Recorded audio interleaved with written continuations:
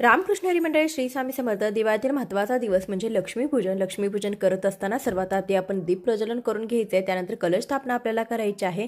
या दिवशी भगवान श्री गणेश, माता लक्ष्मी आणि भगवान श्री कुबेरांचं पूजन केलं जातं.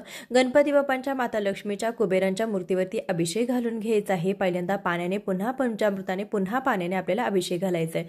जोडविड्याची 4 ठिकाणी पाणी ठेवायची. पहिल्या पानावरती गणपती बाप्पांची स्थापना करायची, दुसऱ्या पानावरती महालक्ष्मीची स्थापना करायची, तिसऱ्या पानावरती आपल्याला भगवान श्री कुबेरांची स्थापना करायची, चौथ्या पानावरती आपल्या कुलदेवतेची म्हणून आपल्याला एक सुपारी स्थापन करायची आहे.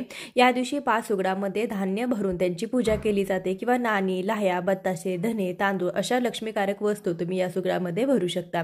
यासोबतच सर्वात महत्त्वाची गोष्ट म्हणजे या दिवशी झाडूची आणि आपल्या घरातील दागिन्यांची पूजा देखील केली जाते. नैवेद्य दाखवून घ्यायचा आहे. माता लक्ष्मीला एक विडा अर्पण करायचं. या दिवशी पैशाची देखील पूजा केली जाते. धूप दीप ओवाळून आरती करायची. ही संपूर्ण सविस्तर व्हिडिओ चॅनलवरती आहे.